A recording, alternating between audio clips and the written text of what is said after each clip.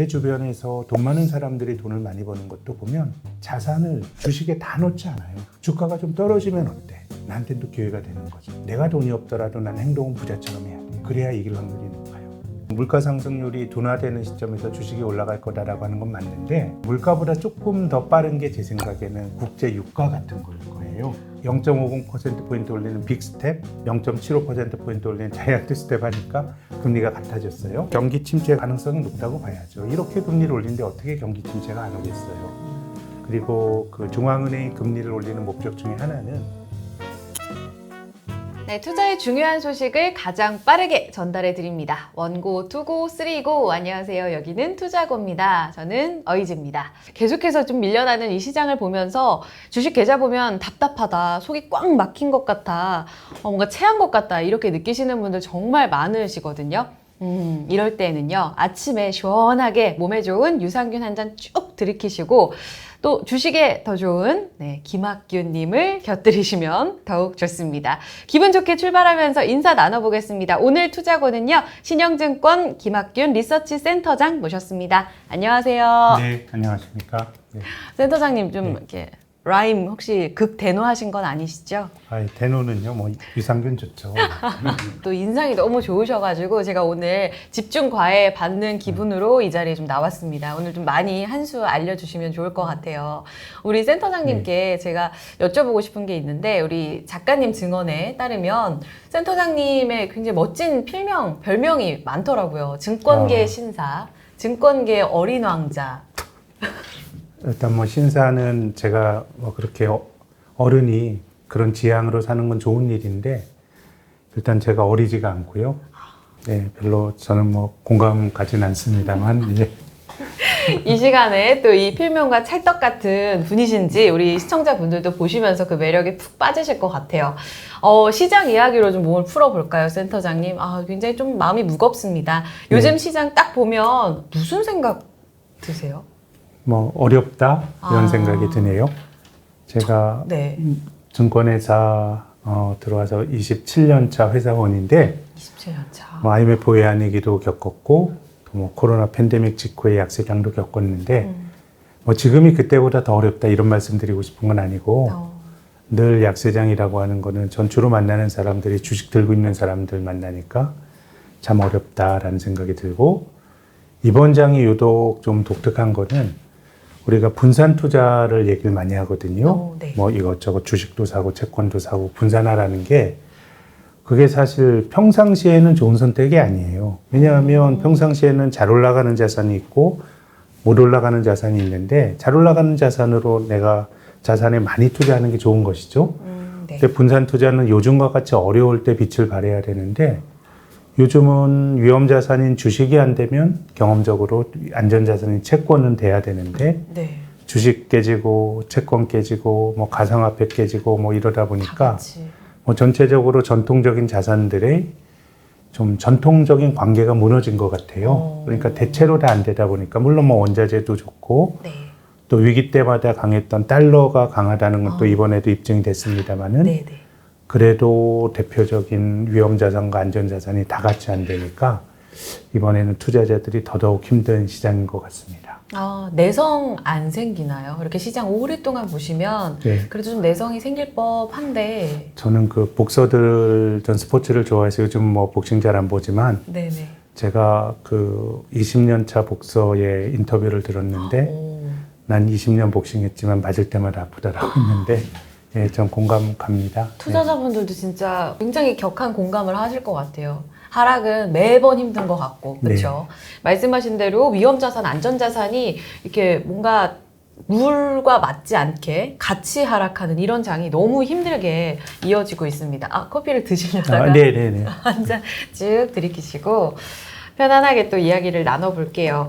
제가 이전 방송, 워낙 또 방송 활동 왕성하게 하시잖아요. 우리 김학균 센터장님. 많은 투자자분들 도와주시러 나오시는데 네. 이전에 그 방송을 보셨던 분들이라면 아마 센터장님 말씀 들으신 분들은 지금 난 잘했어 라고 생각하실 것 같아요. 이전에 나스닥, 특히 이제 위험자산의 대표이자 또 성장주들이 다 모여져 있는 나스닥이 앞으로 좀 안 될 거다, 인플레 충격 올 거다 이렇게 예견을 좀 하셨어요.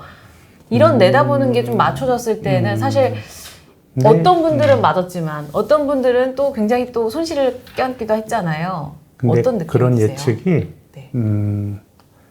뭐 저만 했던 건 당연히 아니고요. 아, 너무 뭐 누구나 할 수 겸손하셔가지고. 있었던 생각이고 예. 또 투자라고 하는 게 어떤 생각을 갖는다는 것과 또 내가 직접 어떤 액션을 취한다는 건 또 다른 영역의 문제인 것 같아요. 아. 특히 우리가 제가 2020년, 2021년도에 주식시장으로 돈이 많이 들어왔죠. 네. 아직도 들어오고 있습니다. 네. 근데 일반적으로는 주가가 올라가게 되면은 돈이 많이 들어오고요. 네. 요즘처럼 주가가 떨어지게 되면은 돈이 안 들어오는 경우가 많은데, 아직도. 네. 근데 주식해서 돈을 벌려면 사실 반대로 해야 되잖아요. 쌀 때 사서 비싸게 팔아야 되는데, 그렇죠. 우리 마음은 비싸면은 하고 싶고, 맞아요. 쌀 때는 겁이 나는 이 마음이 그렇게 되는 건데, 네. 저는 그게 지극히 당연하다고 생각하는 게, 뭐 나스닥 말씀하셨습니다만은 뭐 제가 예측한 대로 먹고 살 수 있었으면 제가 이렇게 회사원 생활을 했겠습니까? 그러니까 예측을 했지만 맞을 때도 있고 틀릴 때도 있고 또 예측과 행위는 본질적으로 다른 거다 보니 미래에 대해서는 누구나 다 불확실하죠. 알 수가 없어요. 내가 어떤 생각을 갖더라도 시간이 가봐야 검증될 수 있거든요. 네. 그러다 보니까 사람들이 마음속에 내재되어 있는 인지적 편향은 지금 보이는 거, 이게 미래에도 지속이 될 거라고 믿는 편향이 있는 것 같아요. 아. 그럼 올라가면 더 올라갈 것 같고 겁이 없어지는 거죠. 네. 또 떨어지면 더 떨어질 계속 것 같고 떨어질 공포에 사로잡히게 되는 건데, 근데 저는 시장이라고 하는 게 늘 합리적이냐? 그건 아니라고 봐요. 나의 행동을 가지고도 왜 그랬을까 늘 후회를 하잖아요. 네, 맞아요. 그런 사람들이 모여서 만들어진 게 시장이고, 네. 올라갈 때 욕심이 들어가다 보면 주가는 버블이 됩니다. 그럼 이 버블이라고 하는 거는, 이게 버블이라고 하더라도 그 버블이 언제 꺼질지 알 수가 없는 거고요. 떨어질 때 균형 가격보다 만약에 주가가 떨어졌다고 하더라도 공포가 만들어지면 주가가 가치보다 더 떨어지는 역버블이 네. 만들어지거든요. 그렇게 본다 그러면 뭐 저처럼 조언해 주는 사람들이 이런 좋은 조언을 하는 것과, 네.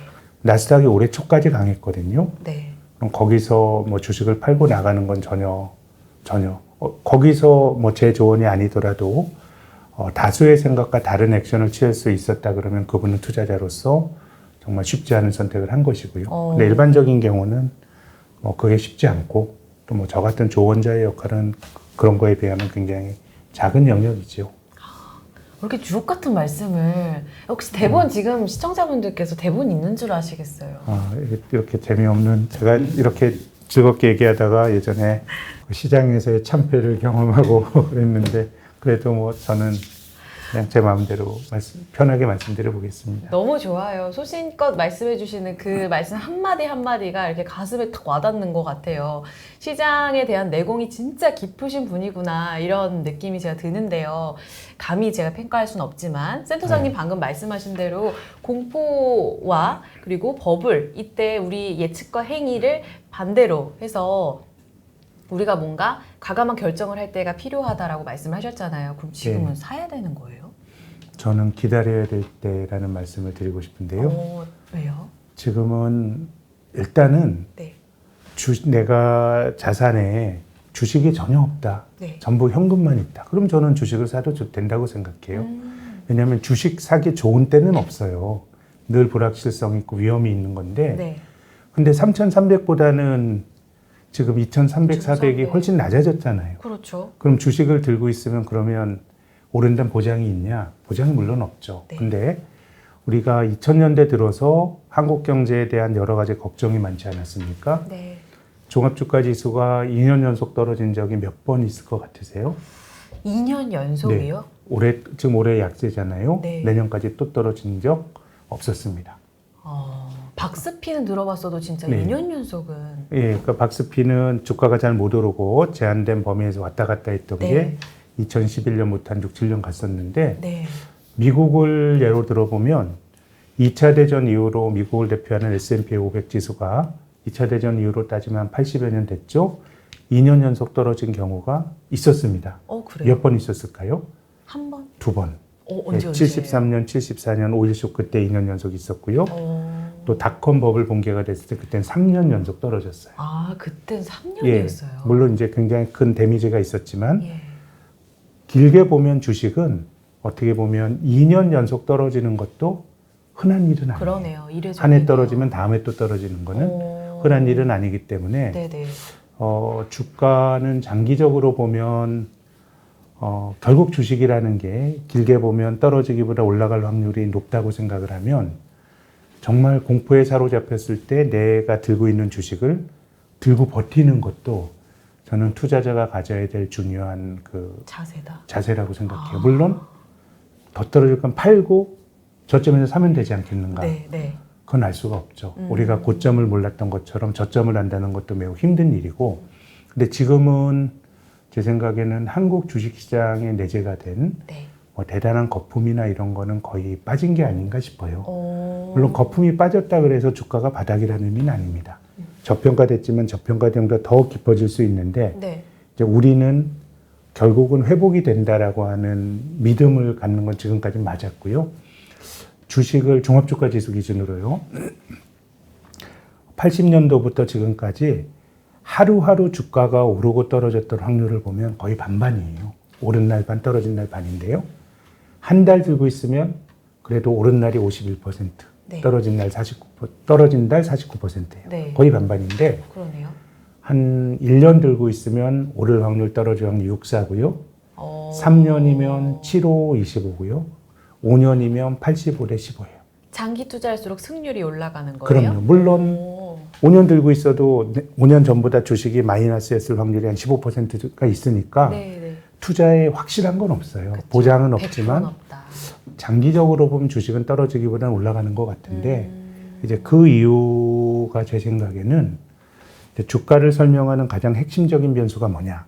전 딱 한 가지만 꼽으라면 경제 성장률을 꼽고 싶어요. GDP 성장률. 장기적으로 주식은 경제가 성장하는 것만큼 오릅니다. 네. 다만 한 해 한 해 주가와 경제 성장률은 전혀 상관없어요. 예를 들어 성장률의 절대 레벨이 높더라도 네. 성장률이 좋아지다가 꺾이는 국면이면 네. 주식이 많이 떨어져요.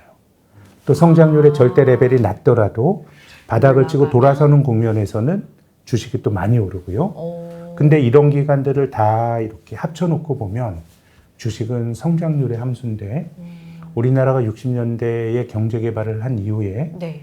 경제가 마이너스 성장을 했던 게 딱 3번밖에 없거든요. 언제? 80년도 2차 오일 쇼크 때, 네. 98년 IMF 외환위기 때, 아, 외환위기. 2020년 코로나 팬데믹 때. 아. 그러니까 주식이라고 하는 거는 결국 성장률의 함수인데 네. 경제는 정도의 차이는 있지 커가기 때문에 주식시장에 대해서는 낙관론을 유지하는 게 맞는 것 같고 네네. 일본 같은 나라 주식이 안 됐던 이유는 경제는 성장한다라고 하는 가정이 입증되지 않았어요. 일본의 잃어버린 20년 동안에 네네. 일본은 역성장을 7, 8번 했거든요. 거의 한 30년 잃어버린 것 같아요. 우리가 한 20년에 한 번 역성장하는 거를 네. 그 짧은 기간 동안에 한다 그러면 이건 주식이 장기적으로 안 되는 것이고요. 그렇겠네요. 근데 제가 말씀드린 거는 네. 시장에 대한 이야기고 개별 종목에 대한 스토리는 전혀 달라요. 잘못하면 상장 폐지되는 종목이 있을 수도 있어요. 그렇죠. 그렇기 때문에 종목을 잘 골라야 하는 거는 투자자들이 하셔야 되는 거고 네. 근데 지금처럼 마켓 리스크가 있을 때는 우량주 뭐 좀 불량한 주식 가리지 않아요.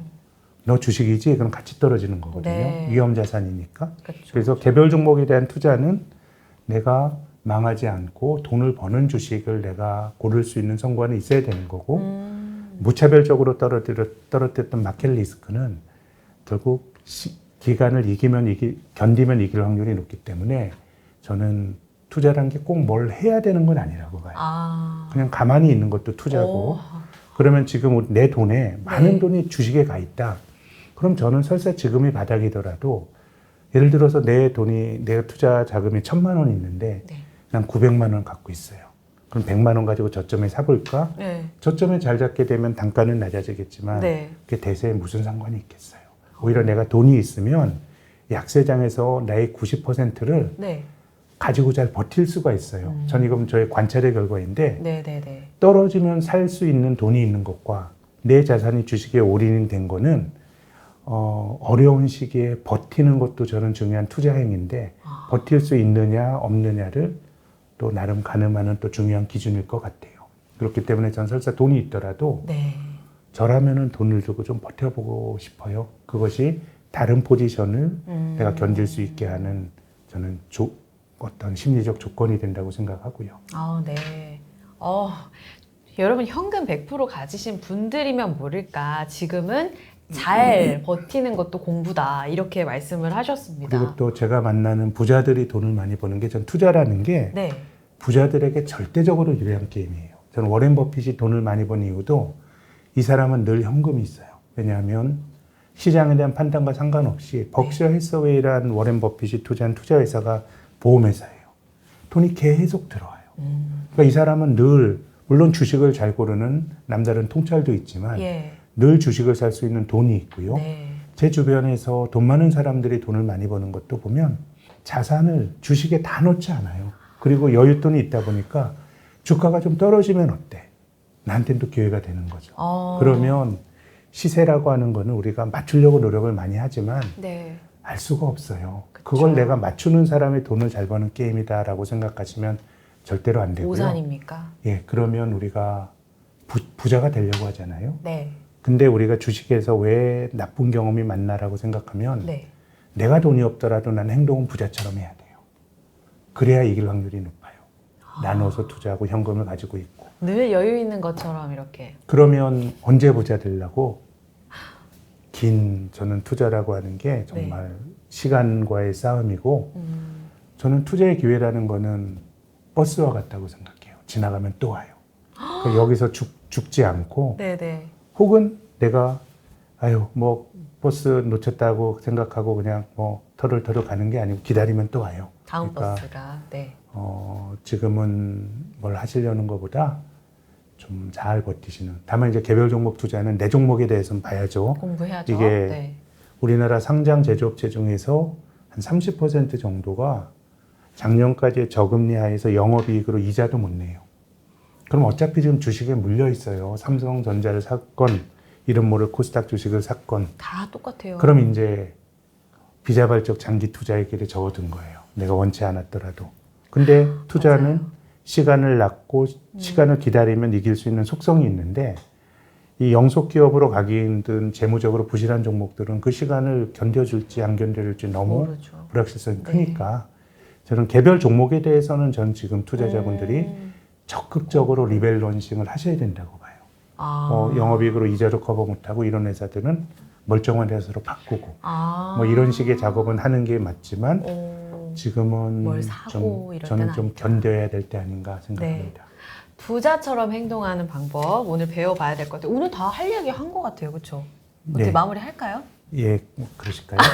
네, 커피도 또 한 잔 하시면서 다음으로 넘어가 볼게요. 이번에 시장 브리핑 편인데요. 제가 이제 몇 가지 시장에 떠도는 찌라시, 일명 카더라 네. 이야기들을 가져와 봤습니다. 우리 개인 투자자분들이 이런 찌라시나 카더라에 굉장히 또 많이 흔들리신단 말이에요. 그래서 우리 센터장님 앞에서 브리핑을 해보고 제가 만약 조사한 내용이 맞다면 좋아. 조사 잘했구만 해주시고 만약에 틀렸다면 단칼에 틀렸어 라고 단호하게 이야기를 해주시면 됩니다. 네. 만약에 센터장님께서 바로 지금 브리핑 해봐 하면 제가 출발해 보도록 하겠습니다. 네, 브리핑 해보시죠. 네, 첫 번째 브리핑입니다. 주식시장이 바닥을 친 듯 하면서 다시 살아날 듯 하면서도 결국은 재차 하락을 합니다. 바닥을 확인하는 건 결국 미국의 물가 상승률 둔화 시점과 맞물려 있다. 이런 이야기가 나오고 있습니다. 어렵네. 맞다고 말하기도 어렵고 그런데 근데 이게 찌라시라 그러면은 너무 찌라시 치고는 점잖은 것 같은데요. 이거 간다더라 뭐 이런 게 사실 찌라시인데. 그렇죠. 원래 그런데요. 우리 전 작가님께서 센터장님의 격에 또 맞는 이런 찌라시를 찾아왔습니다. 예, 여기에 대해서는 네. 절반은 맞고 절반은 틀리다고 생각하는데 사실 이런 식의 시장에 대한 게 정답이 있진 않아요. 그냥 저의 견해인데 일단은 뭐 물가 상승률이 둔화되는 시점에서 주식이 올라갈 거다라고 하는 건 맞는데 네. 물가는 우리가 5월의 물가를 6월에 확인하고요. 6월의 물가는 또 7월에 확인하죠. 네. 그렇기 때문에 물가보다 조금 더 빠른 게 제 생각에는 국제 유가 같은 거일 거예요. 유가도 물가에 영향을 주는 거니까 사실 그렇죠. 비슷하게 움직이는데 네네. 물가, 우리가 소비자 물가 지수 이런 건 다음 달에 확인해요. 그렇죠. 우리가 다음 달 7월이 되면 6월치를 확인하는데 국제 유가는 매일매일 볼 수 있거든요. 맞아요. 그 그럼- 선물로. 그럼요. 또 그러면 이제 지금의 유가를 보면 네. 다음 달에 물가를 어느 정도 가늠할 수가 있어요. 지금 밀 가격. 그래서 제 생각에는 이 표현 자체는 틀리다고 말할 수는 없는데 투자의 관점에서는 우리가 뭔가 선행성을 가진 지표들을 찾아야 되잖아요. 그렇죠. 그러면 이제 국제 유가 네. 혹은 뭐 곡물 가격 이런 거 매일매일 볼 수 있어요. 그럼 상품 가격이 예, 중요하다. 그런 게 오히려 지금은 물가를 끌어올리는 요인 중에 중요한 부분이 원자재 가격 올라가서 물가가 밀려 올라가는 거거든요. 네. 그래서 물가가 중요한데 물가를 미리 가늠할 수 있는 원자재 가격을 열심히 보자 이런 말씀을 드리고 싶습니다. 감사합니다. 틀린 게 아니고 첨삭 정도 되거든요. 아, 네. 조사는 잘 했는데 예. 여기서 첨삭을 해보자. 그리고 특히 상품 시장 안에서도 유가를 보자는 건 말씀하신 대로 그 물가에 끼치는 그 영향 자체가 유가가 지금 제일 크기 때문인 거죠? 그렇죠. 지금 보면 네. 미국의 1년 동안 물가가 많이 올랐는데 네. 1년 동안 물가 올라간 거에 한 35% 정도는 국제유가 급등에서 기인했기 때문에 유가가 가장 중요할 것 같습니다. 아, 바닥을 확인하는 건 결국 유가의 추이에 달려있다. 또 유가의 추이에 달려있다는 건 지금 전쟁 상황과 또 연관이 돼 있다. 이 그리고 말이잖아요. 또 저는 투자의 세상에서 예. 확인 같은 건 하려고 그러면 안 될 것 같아요. 예, 확인하면 이미 주식은 뭐 가 저기, 있을 거예요. 네. 예. 고점을 확인했다 그러면 주식은 많이 떨어져 있을 거고요. 그러니까 이제 그 사이클을 네. 어느 정도 시장에 대한 감은 있어야 되지만 그걸 내가 맞출 수 있다고 생각하면 안 돼요. 지금 대략 한 30% 정도 빠졌으면 네. 상당히 낮은 가격이다라고 해야지. 그래서 아까 말씀드린 것처럼 내가 주식이 하나도 없는 사람이라 그러면 전 지금 뭐 주식을 사는 선택을 나누어서 할 수도 있다고 보는데 그런 것들을 내가 맞출 수 있다고 생각하면 네. 안 되고요. 또 시장의 반응도 그때그때 달라요. 그러니까 주식시장이 동일한 재료에 대해서도 맞아요. 선택적으로 반응을 하기 때문에 네네. 우리가 어느 정도 시장을 바라보는 그 틀은 가지고 있는 게 좋으니까 뭐 이렇게 고민하시는 게 저는 뭐 무용하다고 말씀드리고 싶진 않아요. 다만 투자의 세계라는 게 정확한 인과관계가 있는 투자 공학으로 생각하시면 절대로 안 된다는 말씀도 드리고 싶습니다. 아, 한마디 한마디가 너무 주옥 같으세요. 여러분, 말씀드린 대로 투자 공학이라고 생각을 하면 안 된다. 그러니까 흑백 논리에 빠지면 안 된다. 투자하시면서 이게 핵심인 것 같아요. 하지만 또 계속해서 브리핑에서는 틀렸어. 조사 잘했구만. 이렇게 주셔야 되기 때문에 두 번째 브리핑으로 또 넘어가 보겠습니다. 다음 브리핑입니다. 금리를 안 올리면 환율 방어가 안 되고요. 수입 물가 올라가면 결국 우리 소비가 위축이 됩니다. 그래서 차라리 지금은 환율 방어, 물가를 잡기 위해서라도 미국보다 우리가 더 빨리 금리를 올려야 된다. 이런 이야기가 한간에 있습니다. 역시 이런 주장을 할 수 있지만 저는 동의하지 않습니다. 그럼 틀렸어? 라고 해주셔야 되는 건가요? 이것도 옳고 그름의 문제는 아니고요. 그러니까 제 의견이니까요.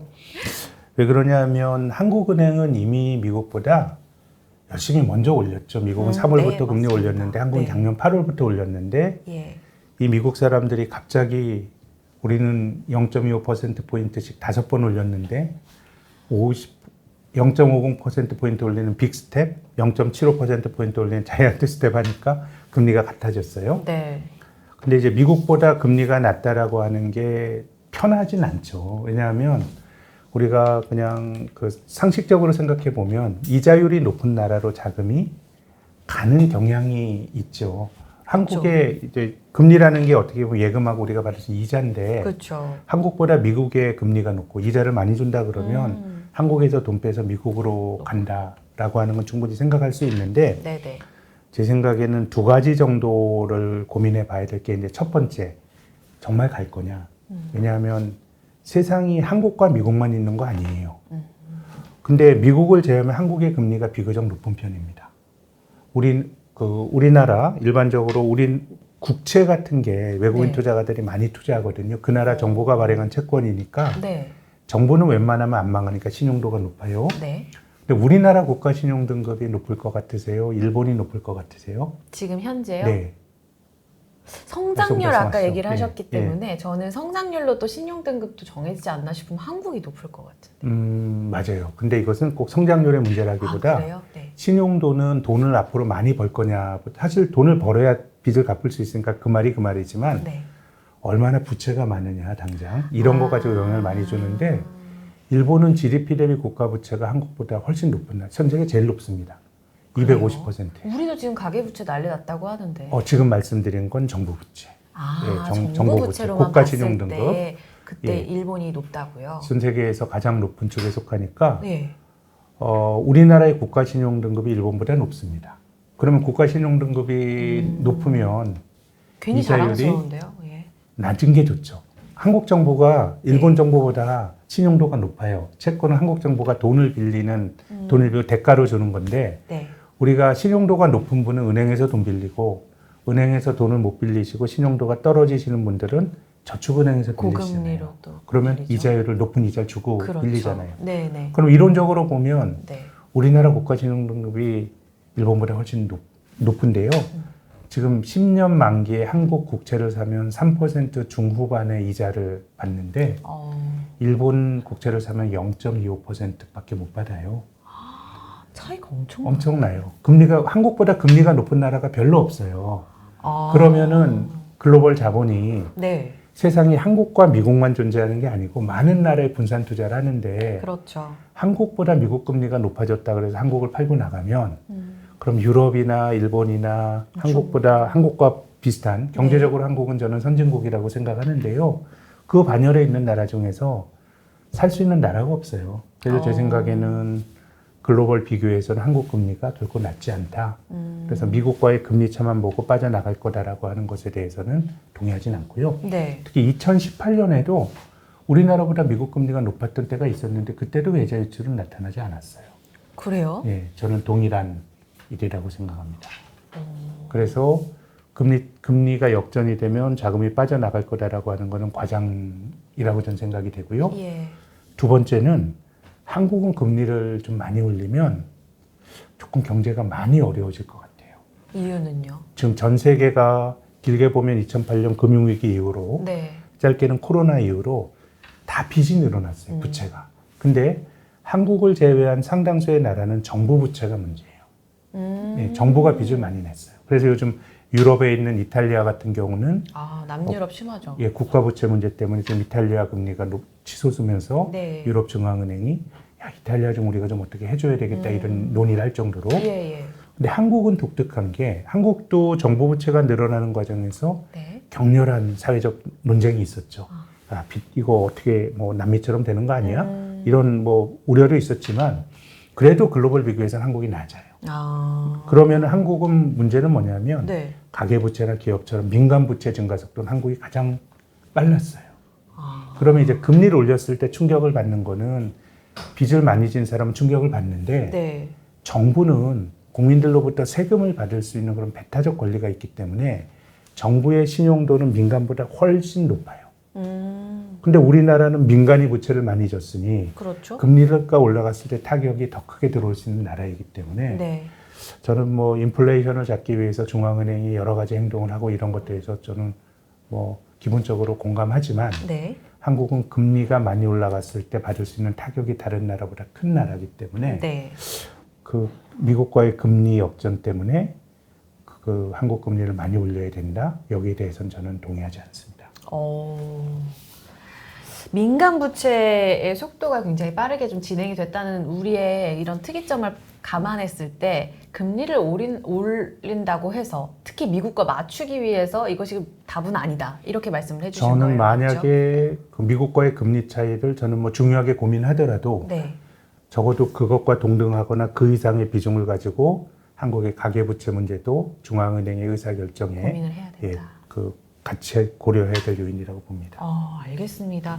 다음 달에 뭐 75bp 또 한 번 자이언트 스텝 있다고 하는데 여기에서 또 한국은행의 고민이 아주 깊어지겠습니다. 고민이 깊을 수밖에 없죠. 네, 우리 정책 당국자분들께서 반드시 우리 투자고를 보시면서 우리 김학규 센터장님의 의견도 감안해 주셨으면 합니다.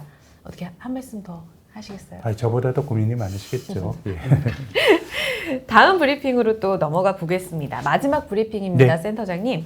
파월 의장이 이번 네. 상원은행위원회 출석해서 침체 가능성을 인정했습니다. 네. 그러면서 이제 물가 통제, 긴축도 계속 가셔야되는 분위기인데요. 주식시장에 악영향이 계속해서 좀 진행될 것이다 라는 이런 흉흉한 소문 우리를 힘들게 합니다. 이것도 반반이네. 물가 통제 가시화되고 있다라는 말은 파월 말고 아무도 안 믿을 것 같고요. 예. 경기 침체 가능성이 높다고 봐야죠. 이렇게 금리를 올리는데 어떻게 경기 침체가 안 오겠어요. 그리고 그 중앙은행이 금리를 올리는 목적 중에 하나는 경제에 과잉 수요가 존재해서 사람들이 과소비를 하면 물가가 올라가거든요. 네. 지금 미국 사람들은 코로나 팬데믹 이후로 확실히 과소비예요. 민간 소비가 장기 추세전보다 훨씬 많이 쓰니까 야, 니네 좀 씀씀이 좀 덜 쓰자라고 하는 게 긴축의 목표예요. 네. 덜 쓰면은 금리가 올라가면 아무래도 소비가 둔화가 되면 물가가 상승률 둔화가 되거든요. 예. 그렇기 때문에 긴축 정책은 어느 정도의 경기 후퇴가 예비돼 있다고 봐야 됩니다. 근데 그것이 심각한 경기 후퇴, 경착륙일지 네. 아니면 연착륙. 뭐 연착륙일지 뭐 이것의 문제이지 어느 정도의 경기 후퇴는 뭐 불가피하다는 생각이 들고요. 다만 이제 지금의 인플레이션이 꼭 이런 수요 요인이라 그러면 중앙은행이 금리를 잡을 수가 있는데 우리가 논의한 것처럼 유가 올라가는 거 이게 전쟁 때문에 올라간다 그러면 연준이 금리 올린다고 전쟁이 멈춰지는 건 아니잖아요. 네. 그래서 지금의 유가는 수요 측면의 요인, 공급 측면의 요인이 같이 존재하는데 네. 중앙은행은 수요에만 영향을 줄 수가 있어요. 네. 공급은 중앙은행이 컨트롤할 수 없기 때문에 네. 물가를 통제할 수 있다라고 하는 거는 제 생각에는 파월의 말이라면 아니다. 과욕인 것 같고요. 좀 금융시장에서 많이 공감한 얘기는 아닐 것 같고 네네. 다만 경기 침체는 정도의 문제이지 어느 정도 올 것 같고요. 근데 이제 주식시장 입장에서는 네. 한국 주가가 30% 정도 밀렸는데 이 정도면 경기 침체에 대한 우려를 반영하고 있다고 봐야 됩니다. 이미. 예, 뭐 하반기에 경기가 설사 꺾인다고 하더라도 세상적인 주식이 더 떨어질 것 같지는 않아요. 이미 반영하고 있고 근데 과거 우리 증시의 약세장에서는 종합주가지수가 슬프게도 반토막이 났어요. 50% 이상씩 밀렸어요. 그럼 지금 더 남아 있는 거잖아요. 그럼 이제 여기서 더 가는 경로가 뭐냐 보면 네. 단지 경기가 나쁘다 그러면 주가가 뭐 한 20-30% 떨어지면 경기 침체는 반영했던 것 같고 네. 여기서 주식이 더 떨어지는 거는 뭔가 심각한 경제 위기가 발생할 때 예, 우리나라 과거의 주식이 그 2000년대 이전에 1000에서 500까지 빠질 때는 어떤 네. 일이 있었냐면 대우그룹, 현대그룹 유동성 위기가 있었어요. 그러니까 은행들이 휘청휘청거리고 네. 또 2000년대 초에는 카드 위기가 있었어요. 전 국민이 카드를 신나게 긋다가 빚을 못 갚으면서 경제 위기죠. 네네. 2008년도 미국의 글로벌 금융위기도 신용위기였어요. 빚내서 집 산 사람은 빚을 못 갚았어요. 네. 그래서 자본주의에서 위기는 금리가 낮을 때 부주의하게 돈을 빌린 사람이 돈을 못 갚으면서 은행이 돈을 떼어요. 파산하면서. 그럼 금융기관은 돈을 돌게 하는 매개체 역할을 하는데 은행이 돈 띄면서 대출도 못 해주고 오히려 대출을 회수해요. 이런 걸 신용경색이라 그러고 이런 신용경색이 실물경제에 다시 부정적인 영향을 주는 게 금융위기의 일종의 메커니즘인데 네. 이런 일이 발생했을 때 주식은 반토막이 났던 것 같아요. 그럼 지금이 과연 그런 일이 발생할 거냐? 네. 여기에 대해서는 저는 아닐 거라고 봅니다. 제 견해는. 제 바람도 있지만 네네. 경제 구조가 좋고 이런 거 전혀 아니고요. 예. 어떤 포인트예요? 빚도 너무 어지간히 져야 뭐 적당히 부채 올라가면서 갚내야지. 근데 전 세계적으로 부채가 너무 많아졌어요. 지금 그 길을 가는 게 일본이에요. 빚이 너무너무 많다 보니까 네. 이자율 올라가는 거를 일본 중앙은행이 그냥 길을 쓰고 막고 있어요. 그러니까 미국 금리가 이렇게 올라가는데 일본은 금리 못 올라가게 막으니 네네. 엔화가 아주 급격하게 약해지는 거고요. 예. 그렇게 본다 그러면 전 정도의 차이는 있지 글로벌 경제가 그런 쪽으로 가고 있는 거 아닌가.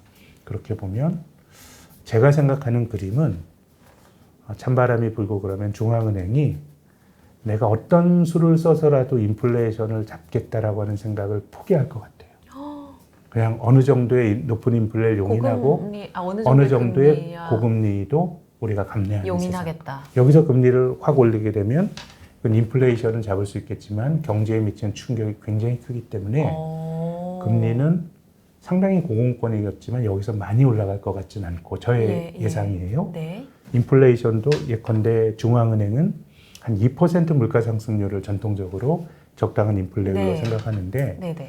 2%까지 내리기 위해서 막 금리를 올리기보다는 그냥 예를 들면 3, 4%의 인플레이션을 그냥 용인하고 어느 정도의 금리를 그냥 용인하는 그런 정도의 조합이 현실적이지 않을까라는 생각은 드는데요. 네. 근데 아무튼 여기서는 경기보다는 뭔가 취약한 경제 주체들이 어려워지지 않는지 이게 투자자 입장에서는 좀 관심 있게 보셔야 될 포인트라고 봅니다. 네. 아, 그렇군요. 역시 뭔가 공식적으로 접근을 하면은 늘 옳지 않은 답이 나오는 것 같아요. 말씀해 주신 대로 일부는 이렇게 접근을 하고 하지만 또 우리가 체크해야 될 변수들은 여기에 있으니 이런 부분들도 확인을 하자 이렇게 말씀을 주시니 진짜 우문현답인 것 같아요. 저는 뭔가 이렇게 속이 뻥 뚫리는 뭐. 유산균 먹은 것 같은데. 예. 죄송합니다. 예. 또 말씀을 이렇게 깔끔하게 정리를 해주셨습니다. 경착륙 여부에 대해서는 일단 뭐 우리의 바램도 반영이 되곤 있지만 상대적인 것이기 때문에 크게 또 우려할 필요는 없다. 다만 우리가 이제 가계부채에 이런 포인트가 있기 때문에 개개인들의 이런 파산 움직임들을 좀 체크해 가자라는 말씀을 해주셨습니다. 네, 브리핑 마무리하고요. 1부 이렇게 마무리를 짓도록 하겠습니다. 리서치 센터장 우리 김학균 센터장님과 함께하고 있는데요. 2부로 다시 돌아올게요.